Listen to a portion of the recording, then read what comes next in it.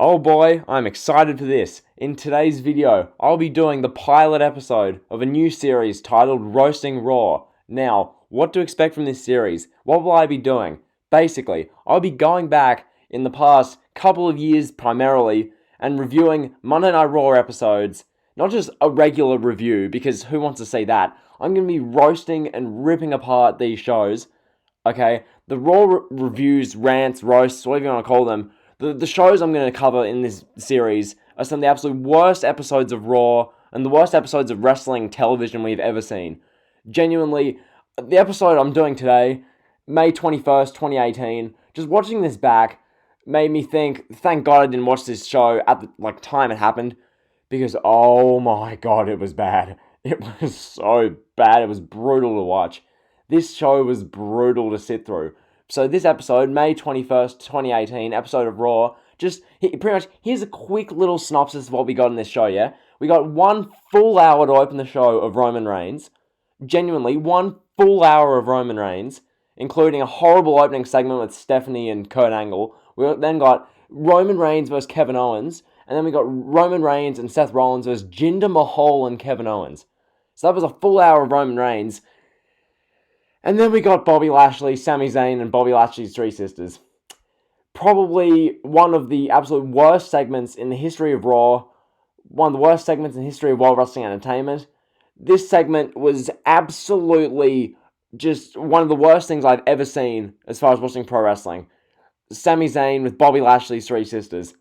Okay, I'm going to absolutely tear that apart. So we got that on this episode. We also got just a plethora of squash filler match garbage. So, including Alexa Bliss vs Ember Moon, Baron Corbin vs No Way Jose, the B-Team vs Breezango, Chad Gable vs Dolph Ziggler, Natalya, Liv Morgan, Sarah Logan, Dana Brooke in a fatal four-way, Elias vs Bobby Roode, and then we had also, this is must-see, isn't it? A contract signing between Ronda Rousey and Nia Jax, where Nia Jax says nothing and Ronda Rousey says 2 lines, and Stephanie McMahon just talks. And then our main event of this show, to cap it all off, Finn Balor vs Braun Strowman. Yeah. So that's the episode I'll be ripping apart today. This is the first ever episode of Roasting Raw. Hopefully you guys enjoyed this series, because there's plenty of episodes to rip apart. Other episodes I'm thinking, November 26th, 2018 episode of Raw. The one that was, revered as the worst episode ever. The Raw the week after that, December 3rd, which was basically as bad. Just a lot of these 2018 shows, and ones before that, you can take a pick. You can recommend shows in the comments if you want. So, without further ado, let's just get into this atrocity of a show. So basically, we kick the show off. We're in Albany, New York, which this Albany crowd was absolutely god-awful. They were dead throughout the whole night. Okay, the loudest they were throughout the night was when Elias was, doing singing, and then they were calling back Walk with Elias. That was the loudest they were all evening. Because outside of that, this crowd was dead. They didn't make a sound, which made this garbage episode already even worse. So, anyway, our commentary team, Michael Cole, Corey Graves, and Jonathan Coachman, we begin with Raw General Manager Kurt Angle coming down. He literally gets in the ring, he hypes up that Ronda Rousey's in the house for a contract signing with Nia Jax, which that contract signing made no sense.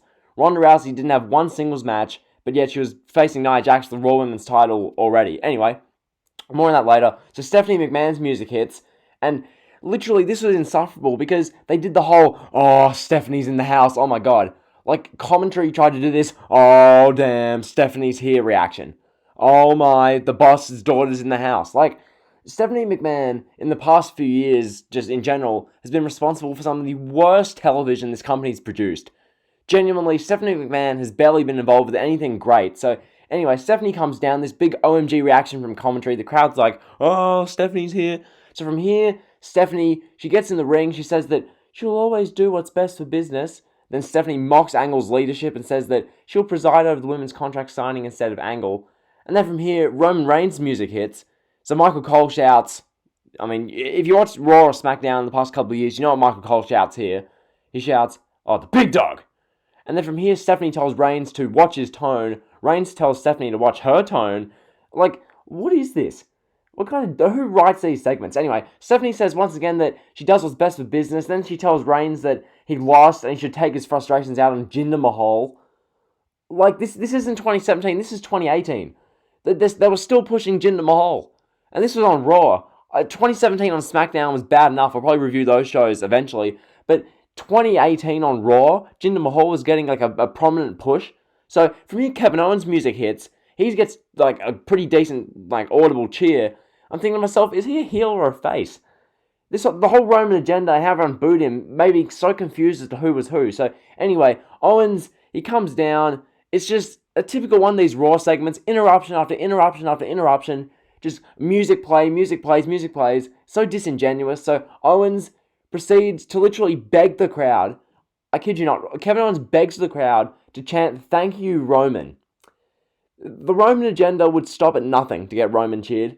Owens is pleading for "Thank you, Roman" chants from the Albany crowd, but they give him nothing. They just either boo or don't react. So from here, the crowd sees through it. They don't react. Stephanie McMahon then announces Reigns vs. Owens is up next. So whatever. The crowd didn't react to that. Terrible opening segment. From here, we go to singles match, Reigns vs. Owens. I mean, it's not a bad sounding match on paper. Like, the first couple of minutes were, like, literally a side headlock. Genuinely just a side headlock for, like, 4 minutes. And then Reigns shoulder blocked Owens, and Owens went to ringside and, regrouped. So, anyway, Roman Reigns just controlled this boring match as Cole and Graves discuss who should be the face of the company. And then, let's just remember, the crowd was dead the whole time. That's the theme throughout the show. The crowd was totally dead. The match just dragged on and on. There was no reason to care. Just further screen time for Roman Reigns. So we got our flurry of Samoan drops, Superman punches, roll-ups, all these near falls. Like, it didn't make the match good. It was just whatever. So Reigns, he tries to hype the crowd up, but he gets, like, no reaction. The only cool moment in this match was Reigns spearing Owens at ringside. But then as soon as that happened, genuinely, as soon as Owens hit the floor on that spear, Jinder Mahal just ambushes Roman Reigns. So Mahal just beats him up. One of the other Singh brothers is, helping out. And then, literally, they go in the ring. Owens and Mahal are beating down Reigns. Seth Rollins just runs out the IC title.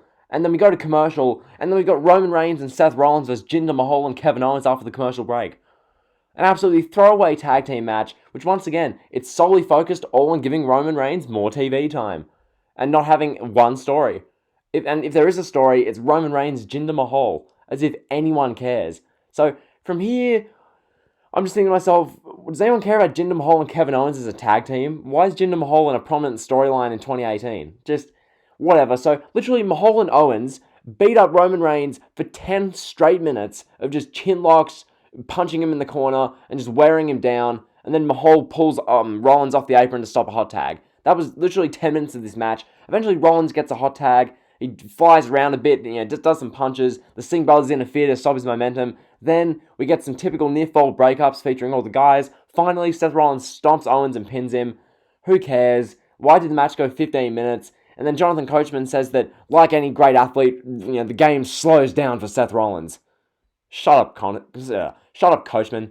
Almost called him Conathan there. Shut up, Coachman. Anyway, afterwards, Jinder Mahal literally... So Roman Reigns and Seth Rollins walk up the aisleway. Reigns is like posing. And then Jinder Mahal beats up Roman Reigns, hits him with a chair. And by this point, we're literally like 55 minutes into the episode. We're literally a whole hour into Raw, and Roman Reigns is still on the screen. So that was that. That was a dead tag match. From here, our commentators talk about Reigns and Mahal, so even more screen time for Reigns. And then we get a recap of Bobby Lashley's sit-down interview with Renee Young. And from here, what we got was one of the most eye-gouging segments in the history of Raw. This segment made me want to just jump off a building. It was that horrible. Bobby Lashley, Sami Zayn, and the Three Sisters. Here we go. So, one of the absolute worst segments in the history of Monday Night Raw. Sami Zayn comes out scar dancing, just pompously scar dancing. Zayn then excitedly introduces Lashley's Three Sisters. So, these are three men dressed poorly as women who come out to absolutely no reaction. They're waving to the crowd. The crowd's not making any noise. They're dead silent.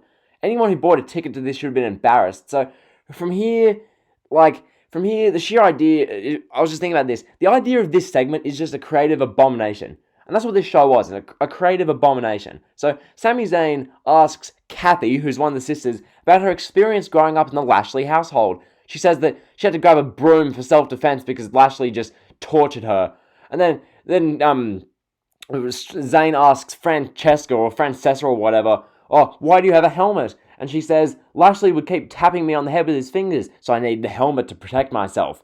And then he asks the third sister, by this point I wasn't even listening to these crap interviews, she says that she needed her household item of choice to protect herself from Lashley. I'm thinking to myself, this is absolutely god-awful. So Zayn's hopping around the ring, all happy that these sisters are dissing Lashley.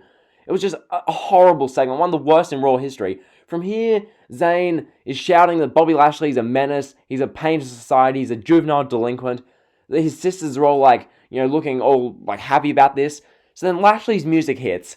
After 10 minutes of this nauseating trash, so Lashley, he walks out, he's just smiling from ear to ear. He's not annoyed about this at all, he's not angry. He's just smiling ear to ear. He's literally high-fiving little kids in the audience. I'm like, what am I watching? What is this? Who wrote this segment? Why is Lashley smiling at this? If I was Lashley, I'd literally sprint down the ring and spear Zayn into China. What is this? So then he's literally hitting on his sister Kathy, saying, "Oh, I can't believe you're still single." And he's looking at them. All the three sisters, million quote on sisters, they're all traumatized. So from here, Lashley says that he loved this gesture from Zayn. He says that it's so kind of him to reunite his family. And then Zayn offers to haluva kick Lashley and toss him out of the ring like a piece of garbage, which that made me laugh a little bit. The way Zayn said garbage was good. From here, Lashley jumps Zayn, and then the three sisters start beating up Lashley. And then Zayn joins in the beatdown. Lashley proceeds to beat up his three sisters, which, just saying that sounds just so wrong, but that's what happened. He beat up his three quote-unquote sisters, and then Lashley takes his shirt off and he stands tall. One of the absolute worst segments in the history of Monday Night Raw. Genuinely, this was some of the worst television you'll ever see. Just horrid. So that's the worst segment of all time, contender. From here, we get Alexa Bliss interviewed backstage. She talks about Ember Moon. She brings up Ancient Empires for some reason. Whatever. From here, we get Alexa Bliss with Mickie James as Ember Moon. A completely worthless, waste of time match. Just heel Alexa Bliss beating up Ember Moon and taunting the crowd for 5 minutes. Mickie James eventually rushes to the ring for no reason, gets immediately ejected. Ember Moon then starts screaming, hits an eclipse, and then pins Alexa Bliss. So that was that match. I gave it 1.5 stars, couldn't care less. From here, backstage, Finn Balor and Braun Strowman come into Stephanie McMahon's office. Braun Strowman takes a piece of fruit from this basket that's sitting next to a photo frame that has Vince's face on it. I don't know why that was. From here, they do this horribly cringe dialogue. Stephanie literally explains the storyline with Finn Balor and Braun Strowman, and then she says that Balor's going to fight Strowman tonight, and then Strowman crushes an apple with his hand. Thrilling. From here, we go to Baron Corbin, No Way Jose. Another meaningless match, Corbin versus No Way Jose. Could you make a more meaningless and less interesting matchup? So this goes 5 minutes. In the end, Corbin hits a deep six and end of days for the 3 count. No reason to care. 1 star, moving on. From here we go backstage again. Kurt Angle is met by Chad Gable. Angle says that he would have had Chad Gable in the qualifying match last week. Ziggler and McIntyre then come over. They diss Kurt Angle a little bit.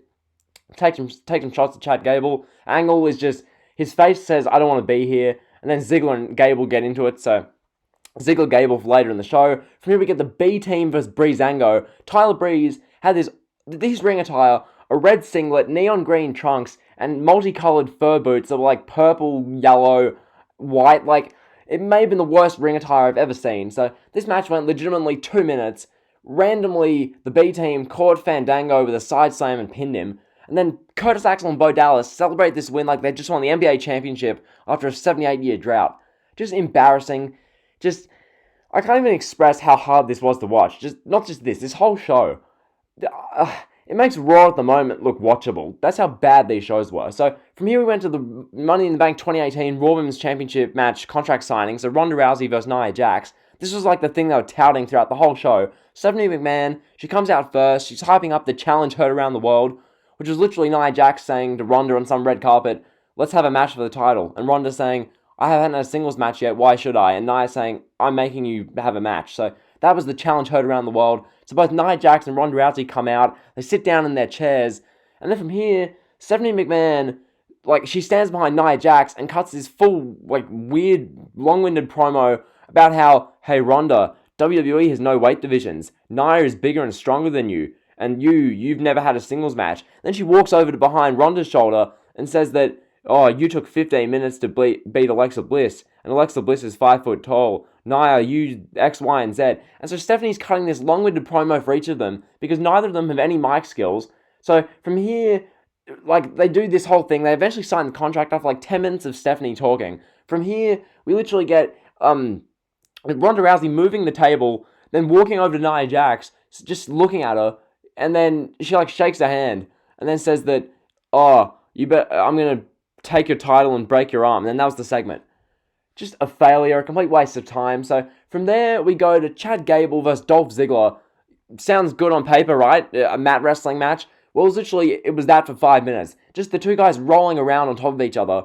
No reason to care. There's no storyline whatsoever. Drew McIntyre's interfering every 2 seconds. In the end, Drew McIntyre intervenes again. Ziggler gets a clean pinfall on Chad Gable. And then Drew McIntyre gets into the ring and hits a powerful Claymore on Gable. Like, the only positive was Drew McIntyre hitting a big Claymore on Gable. And that was it. 2 stars, Ziggler wins, moving on. From here, we go to a fatal 4-way match where the winner enters the Women's Money in the Bank ladder match. Natalya, Liv Morgan, Sarah Logan, and Dana Brooke. The Riot Squad literally worked together to work over Natalya and Dana Brooke for a few minutes. Then Dana Brooke and Natalya got some offense in. Morgan and Logan were left by themselves, but they didn't come to blows. In the end, Natalya hit a discus forearm on Logan, and then Logan tapped out to a sharpshooter. Just dead TV. From here, Natalya's interviewed in the ring by Charlie Caruso. Natalya's hyped that Ronda's a training partner, and that Ronda will win the women's title, and Natalya's going to win Money in the Bank. So she tries to name drop Ronda for a cheap pop. She doesn't get one, because this crowd in Albany's dead. So Natalya wins the match, moving on. From here, we go to Elias versus Bobby Roode. So, Elias is in the ring after this commercial. He takes credit for WWE stock hitting record high prices, and then he's asking the crowd what WWE stands for, and then they chant back, "Walk with Elias," and that's the loudest response I heard all evening. So from there he's singing, "I love Elias," and the callback, the chant, the crowd has to do is, "Yes, I do." So he's just saying, "I love Elias," and the crowd's saying, "Yes, I do." And then Bobby Roode's music hits, and then they have a match, and then Roode throws his robe at Elias. They wrestle for like 3 minutes, and then Elias just wins. Couldn't care less, moving on. So we finally get to our main event, Finn Balor vs. Braun Strowman. Finn Balor vs. Braun Strowman to culminate a 3-hour show of painstaking garbage. Genuinely, I couldn't imagine sitting at 11 p.m. on a Monday night after 3 hours of insufferable garbage and watching this.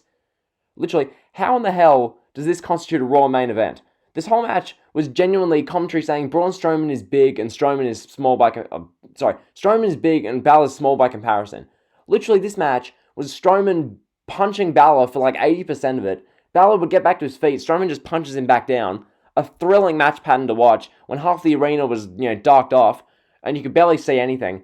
Like 11 p.m. at night, the Albany crowd was dead from 8 p.m. Anyway, literally, Strowman slaps Balor. Balor falls out to ringside. Balor then sends Strowman over the ringside barricade. From here, Strowman runs shoulder first into the ring post. And then Balor misses a coup de grace. Strowman hits a running power slam on Balor and pins him. And then Raw just ends.